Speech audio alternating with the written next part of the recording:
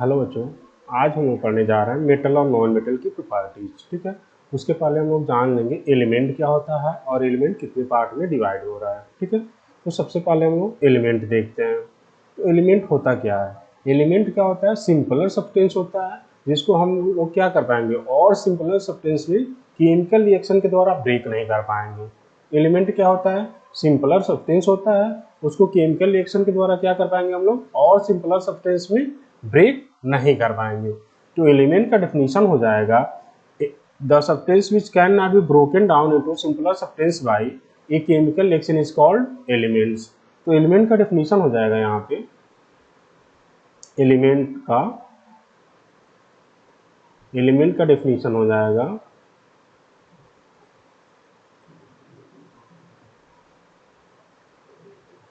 A substance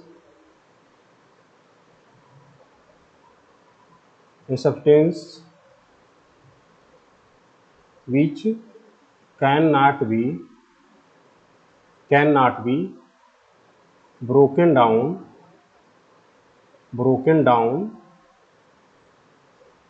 into simpler substance by a chemical reaction।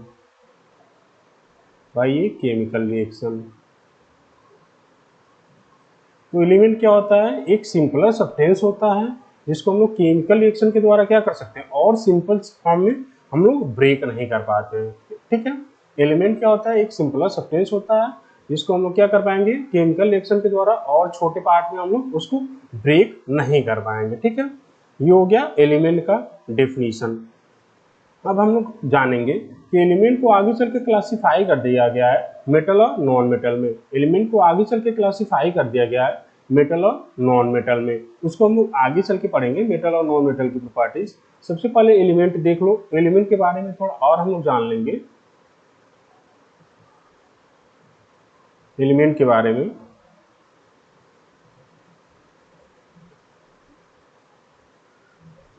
तो देखो यहाँ पे एक और पॉइंट हम लोग लिख लेंगे, the smallest particle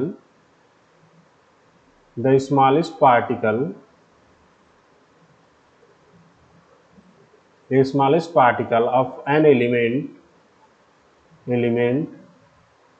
is called atom। ठीक है, जो एलिमेंट का स्मॉलेस्ट पार्टिकल होता है वो क्या होता है? एटम होता है। किसी भी एलिमेंट का स्मॉलेस्ट पार्टिकल क्या होता है? एटम होता है। जैसे देख लो यहाँ पे, ये सपोज करो कोई एलिमेंट है, ये क्या है? कोई एलिमेंट है। हम सपोज कर लेना सोडियम एलिमेंट है, सोडियम का एलिमेंट है। ठीक है, ये सपोज करो इसके एटम है,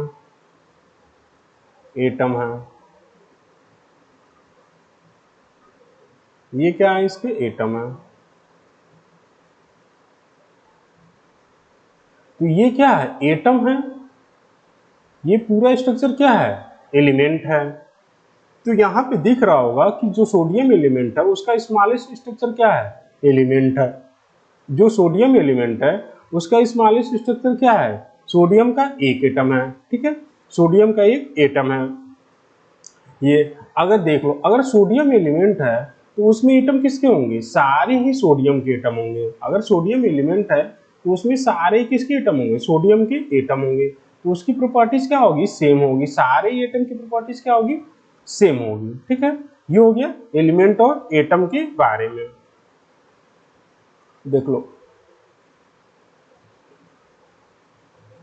इसके बाद हम लोग जानते हैं कि जो पीरियाडिक टेबल आप लोग देखे होंगे, पता नहीं अभी, तो पीरियाडिक टेबल में कितने एलिमेंट्स हैं? टोटल 118 एलिमेंट्स हैं। टोटल कितने हैं? 118 एलिमेंट्स हैं।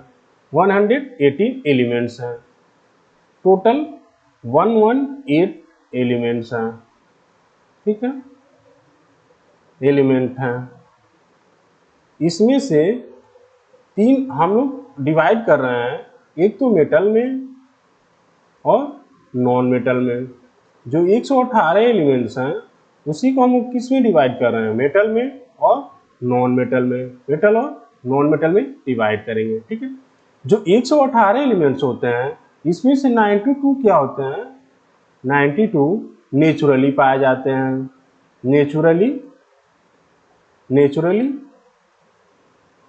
पाए जाते हैं। और जो इसके बाद एलिमेंट क्या है वो सिंथेटिक हैं, वो लैब में बनाए गए हैं, ठीक है। और इसके बाद जो है वो सिंथेटिक होते हैं, उसको हम लोग लैब में बनाते हैं। तो 118 टोटल एलिमेंट है, उसको हम लोग डिवाइड किस में कर रहे हैं, मेटल और नॉन मेटल में डिवाइड कर रहे हैं। 118 में से नेचुरली कितने हैं, 92 नेचुरली एलिमेंट्स पाए जाने वाले हैं, और जो बाकी वो क्या है वो सिंथेटिक एलिमेंट्स हैं, ठीक है। अब देखो जो मेटल और नॉन मेटल का डिवीजन किया गया है, जो एलिमेंट्स को मेटल और नॉन मेटल में डिवाइड किया गया वो किसके बेसिस पे किया गया है, on the basis of properties. जैसे मेटल की कुछ अलग प्रॉपर्टीज होती होगी और नॉन मेटल की कुछ अलग प्रॉपर्टीज होती होगी। तो on the basis of elements हम लोग क्या कर रहे हैं, एलिमेंट को डिवाइड कर रहे हैं, on the basis of properties element को डिवाइड कर रहे हैं किसमें, मेटल में और नॉन मेटल में। तो यहाँ पे लिख देंगे कि on the basis of properties of elements it can be divided into two subgroup, metal and non metal, ठीक है। मेटल की कुछ अलग प्रॉपर्टीज होती होगी और नॉन मेटल की कुछ अलग प्रॉपर्टीज होती होगी, ठीक है। तो अब हम इसके बारे में जानेंगे कि कौन सी प्रॉपर्टीज होती है। अब देखो पहले तो ये जान लो, जो भी मेटल की प्रॉपर्टीज होगी उसका उल्टा प्रॉपर्टीज किसका होगा, नॉन मेटल का होगा। मेटल की प्रॉपर्टीज के अपोजिट किसका प्रॉपर्टीज होता होगा, नॉन और मेटल का होता होगा। तो इसी के नीचे एक हम लोग लाइन लिख लेंगे, the properties of non metal, the properties of non metal, the properties of non metal, non metal are opposite to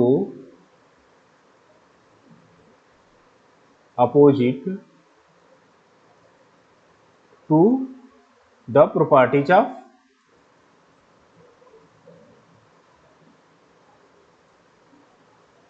properties of metals, ठीक है।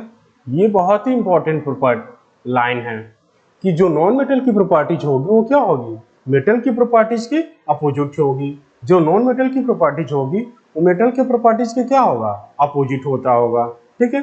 जैसे यहाँ पे देख लो कुछ हम लिख दे रहे हैं यहाँ पे, मेटल की प्रॉपर्टीज,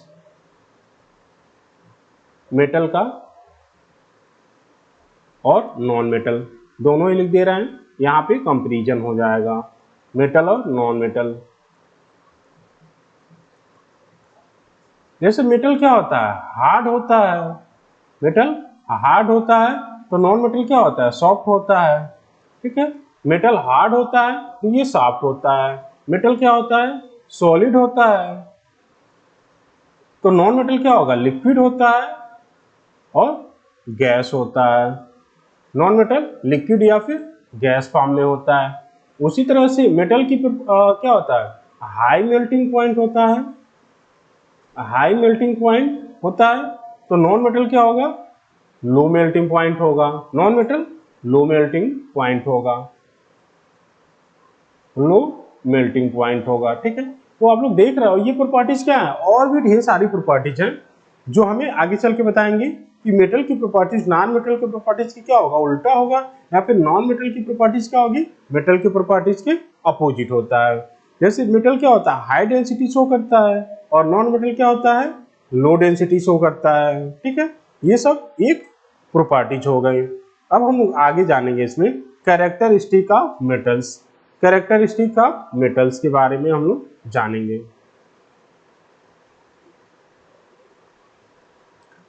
देखो यहाँ पे एलिमेंट को डिवाइड करेंगे हम लोग, एलिमेंट्स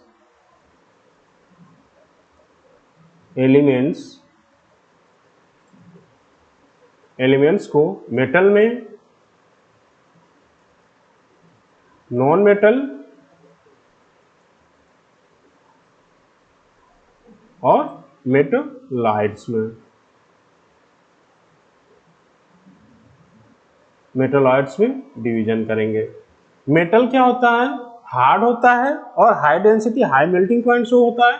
मैलिएबल होता है और डक्टाइल होता है। नॉन मेटल क्या होता है? Low density, low melting point होता है। मेटेलाइट क्या होता है? जो दोनों की प्रॉपर्टीज को शो करे। अब हम यहाँ पे एग्जांपल देख लेते हैं इसका। जैसे मेटल में आयरन हो गया, गोल्ड हो गया, सिल्वर हो गया और सोडियम है, ठीक है। नॉन मेटल में ऑक्सीजन हो गया, नाइट्रोजन हो गया और फास्फोरस हो गया, सल्फर हो गया, ये नॉन मेटल है। मेटलाइट्स में क्या हो जाएंगे? बोरान है, सिलिकॉन है, जर्मेनियम है और आर्सेनिक है। ये इसके एग्जाम्पल हो गए। मेटलाइट्स क्या होता है? The elements which show the properties of both metal and non metal is called मेटलाइट्स। तो ये हो गया मेटलाइट्स की डेफिनेशन। मेटलाइट क्या होगा? जो नॉन मेटल और मेटल दोनों की प्रॉपर्टी शो करेगा वो मेटलाइट्स हो जाएंगे, ठीक है। ये हो गया एलिमेंट का क्लासिफिकेशन, 3 पार्ट में हुआ है। अब हम लोग मेटल की और नॉन मेटल की प्रॉपर्टीज पढ़ लेंगे। तो हम लोग सबसे पहले मेटल की प्रॉपर्टीज पढ़ेंगे। सबसे पहले क्या पढ़ेंगे? मेटल की प्रॉपर्टीज पढ़ेंगे।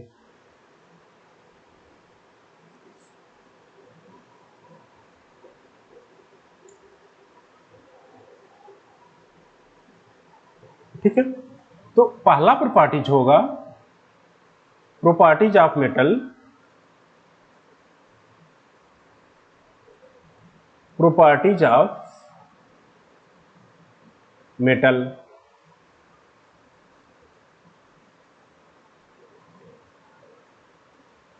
पहला प्रॉपर्टीज हम लोग फिगर के अनुसार लस्टरस, लस्टरस,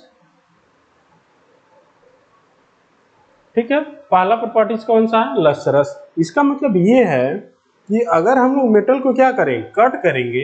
अगर मेटल को कट करेंगे तो उसका जो फ्रेश सरफेस होगा, जो फ्रेश सरफेस होगा क्या होगा? शाइनी प्रॉपर्टी शो करेगा।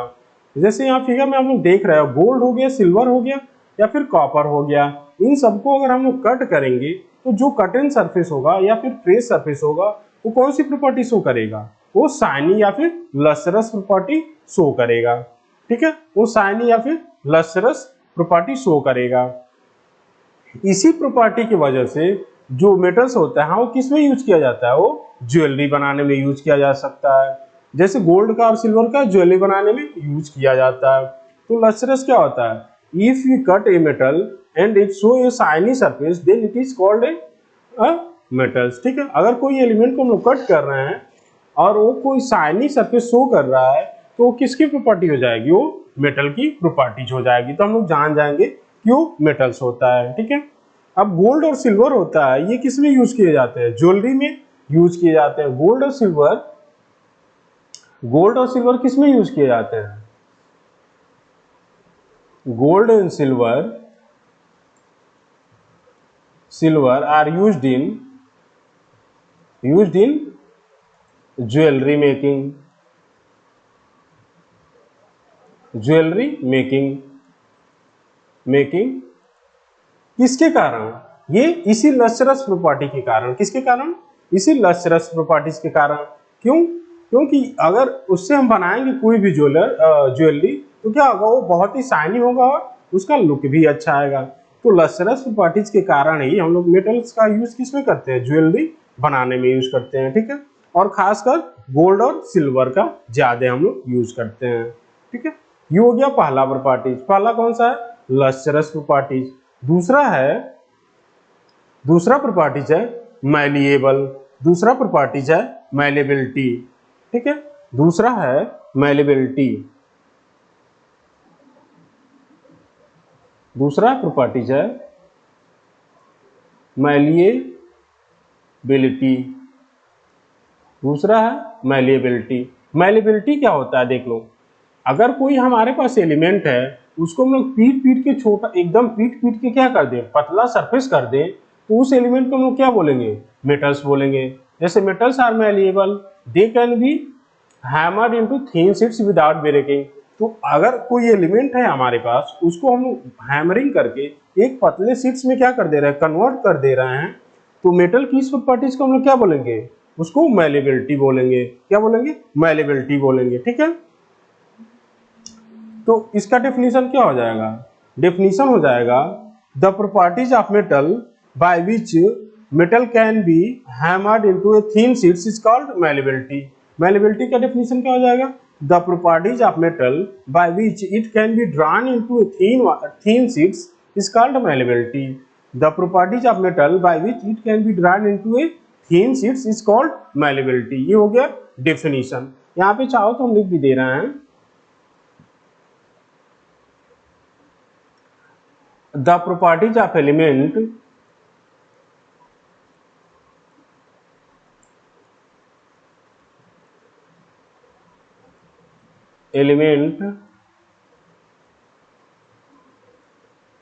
by which it can be drawn into thin sheets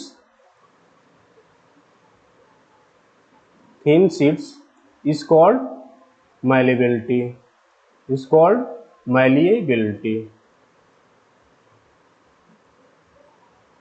malleability। ठीक है, तो एलिमेंट की वह प्रॉपर्टी जिसके द्वारा हम लोग क्या करें, मेटल्स को थीन शीट्स में कन्वर्ट कर पा रहे हैं, इस प्रॉपर्टीज को हम लोग क्या बोलेंगे? मैलेबिलिटी। जैसे यहाँ पे देख लो, यहाँ पे ये क्या है? ये कोई मेटल्स है, इसको हम लोग हैमरिंग करके क्या कर दे रहे हैं? एक पतले शीट्स में कन्वर्ट कर दे रहे हैं। जैसे यहाँ पे है, सपोज करो ये कोई इतना बड़ा मेटल्स है, जिसको हम लोग क्या कर दे रहे हैं? इतने बड़े शीट्स में हैमरिंग करके कर दे रहे हैं, हम हैमरिंग करके थीन शीट्स में कन्वर्ट कर दे रहे हैं। ठीक है, तो मेटल की इसी प्रॉपर्टीज को क्या बोलेंगे हम लोग? मैलेबिलिटी बोलेंगे। ठीक है, अब देख लो, जो गोल्ड और सिल्वर होता है, gold and silver most malleable metal होते हैं।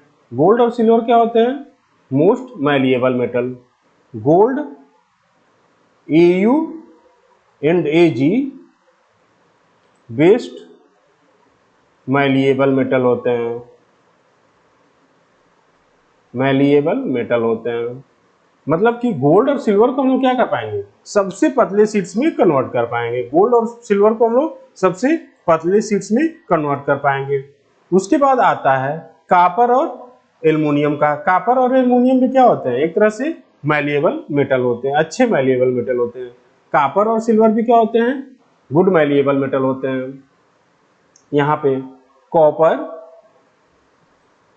And aluminium good malleable metal, good malleable metal होते हैं। कॉपर और सिल्वर भी, कॉपर और एल्युमिनियम भी क्या होते हैं? अच्छे मैलिएबल मेटल होते हैं। तभी तो आप लोग देखे होंगे एल्युमिनियम फॉयल क्या खाना पैकिंग में यूज किया जाता है। अगर वो अच्छा मैलिएबल मेटल नहीं होता तो उसका पतला शीट्स नहीं बन पाता। तो इसीलिए हम लोग एल्युमिनियम भी अच्छा मैलिएबल मेटल होता है, कॉपर भी, और सिल्वर और गोल्ड तो सबसे बेस्ट होते हैं। लेकिन सिल्वर और गोल्ड का हम लोग क्या करते हैं? फॉयल बना के खाना पैकिंग भी क्यों यूज नहीं करते? क्योंकि वो कॉस्टली भी होता है और उसका अमाउंट भी क्या होता है? बहुत कम है। एल्युमिनियम का बहुत ज्यादा अमाउंट पाया जाता है नेचर में, और गोल्ड का और सिल्वर का क्या होता है? बहुत ही कम पाया जाता है। इसीलिए हम लोग उसका यूज नहीं करते हैं, एल्युमिनियम फॉयल का ही यूज करते हैं खाना पैकिंग में। ठीक है, ये हो गया मैलिएबिलिटी प्रॉपर्टीज। अगर देख लो, मैलिएबिलिटी वो प्रॉपर्टीज होता है, मैलिएबिलिटी वो प्रॉपर्टीज होती है जिसके द्वारा हम लोग क्या करते हैं? किसी भी मेटल को हैमरिंग करके किसी दूसरे शेप में क्या कर पाते हैं? कन्वर्ट कर पाते हैं।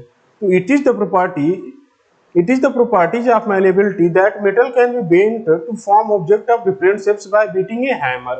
इसका मतलब ये हुआ, मैलिएबिलिटी वो मेटल की प्रॉपर्टीज होती है जिसके द्वारा हम लोग क्या करते हैं? मेटल्स को हैमरिंग करके किसी दूसरे शेप में क्या कर पाए? कन्वर्ट कर पाते हैं। तो अगर पूछ दिया कि मेटल की कौन सी प्रॉपर्टीज होती है जिसके द्वारा हम मेटल्स को किसी दूसरे शेप में कन्वर्ट कर पाते हैं, तो आंसर क्या होगा? मैलिएबिलिटी होगा। आंसर क्या होगा? मैलिएबिलिटी होगा। तो मैलिएबिलिटी वो प्रॉपर्टीज है जिसके द्वारा हम मेटल्स को दूसरे किसी ऑब्जेक्ट में कन्वर्ट कर पाते हैं। ठीक है, ये हो गया दो प्रॉपर्टीज, पहला है लस्ट्रस, दूसरा है मैलिएबिलिटी।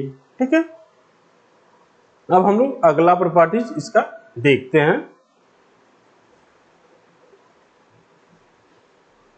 तीसरी प्रॉपर्टीज है इसमें डक्टिलिटी। ठीक है, तीसरा प्रॉपर्टीज है डक्टिलिटी। तो डक्टिलिटी क्या होता है, हम इसका पहले डेफिनेशन लिख दे रहे हैं, फिर आपको बता रहे हैं। The properties of metal, the properties of metal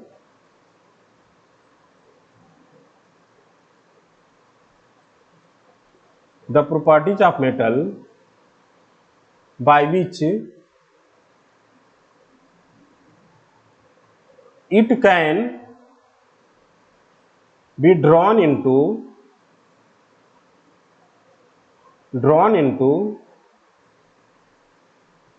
thin wires is called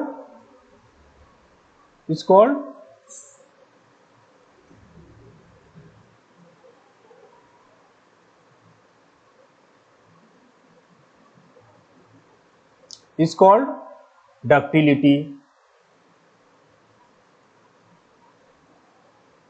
ठीक है, तो मेटल की वह प्रॉपर्टी जिसके द्वारा मेटल को हम लोग क्या कर पाए, थीन वायर्स में कन्वर्ट कर पाए, इस प्रॉपर्टीज को हम लोग क्या बोलेंगे, डक्टिलिटी बोलते हैं। The properties of metal by which it can be drawn into,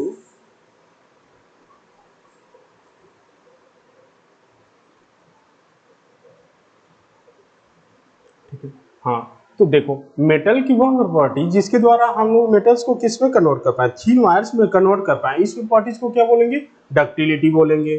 ठीक है, अब देखो जो गोल्ड और सिल्वर होता है ये सबसे बेस्ट डक्टाइल मेटल होते हैं। गोल्ड एंड सिल्वर क्या होंगे, बेस्ट डक्टाइल मेटल होंगे।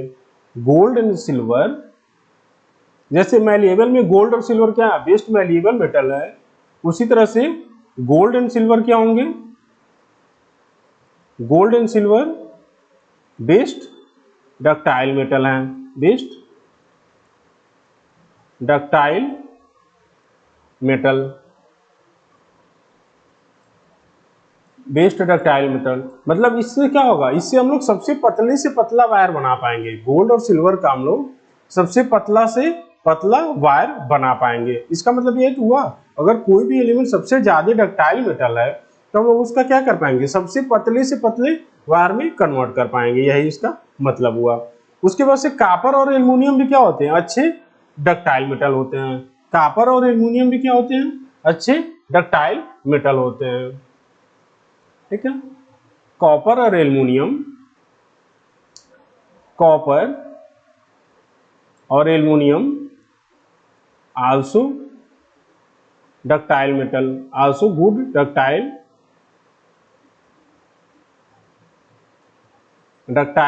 मेटल।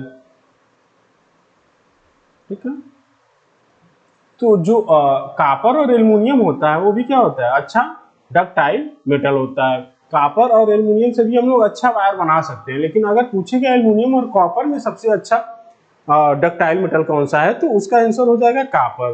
कॉपर क्या होता है, अच्छा डक्टाइल मेटल होता है एल्युमिनियम के कंपैरिजन में। ठीक है, तो कॉपर हो जाएगा ज्यादा एल्युमिनियम से, कॉपर ज्यादा डक्टाइल मेटल होता है एल्युमिनियम के कंपैरिजन में। तो हम लोग कॉपर का क्या कर पाएंगे, पतले से पतला वायर बना पाएंगे, एल्युमिनियम को उतना पतला नहीं बना पाएंगे जितना हम लोग कॉपर का बना पाएंगे। ठीक है, तो कॉपर और एल्युमिनियम भी अच्छे होते हैं और गोल्ड और सिल्वर तो बेस्ट होते हैं, लेकिन गोल्ड और सिल्वर का हम लोग क्या करते हैं, वायर्स नहीं बना पाते हैं। वही रीजन है क्योंकि वो चीप होते हैं और उसका नेचर में अमाउंट बहुत ही कम है। कॉपर और सिल्वर का नेचर में अमाउंट ज्यादा है और वो क्या होते हैं, बहुत कॉस्टली भी नहीं होते हैं। ठीक है, और कॉपर और गोल्ड और सिल्वर क्या होते हैं, वो तो महंगे होते हैं, और ये क्या होते हैं, एल्युमिनियम और कॉपर उतना महंगे नहीं होते, इसीलिए हम लोग इसका वायर बना पाते हैं। सबसे अच्छा वायर किसका बनेगा, कॉपर का बनेगा, एल्युमिनियम से भी अच्छा वायर बनता है। तो आप लोग देखिए कि कॉपर वायर का यूज हम लोग वायरिंग में किया जाता है, क्यों, क्योंकि वो पतला से पतला वायर बन जाता है। और एल्युमिनियम वायर का यूज हम लोग क्या करते हैं, ट्रांसमिशन में यूज होता है, जो एक पोल से दूसरे पोल तक लाइट जाता है उसको हम लोग ट्रांसमिशन बोल रहे हैं। तो ट्रांसमिशन में किसका यूज होता है, एल्युमिनियम वायर्स का यूज किया जाता है। ठीक है, ये हो गया। अब देखो अगर कोई ये चारों पहले याद करो, कॉपर और एल्युमिनियम क्या है, अच्छे गुड डक्टाइल मेटल है, और सिल्वर और गोल्ड तो बेस्ट डक्टाइल मेटल है। ठीक है, ये इतना प्रॉपर्टीज हो गया। अगली प्रॉपर्टीज हम लोग आगे पढ़ेंगे, ढेर सारी, अभी 5-6 प्रॉपर्टीज हमें लग रहा है बचा हुआ है। ठीक है।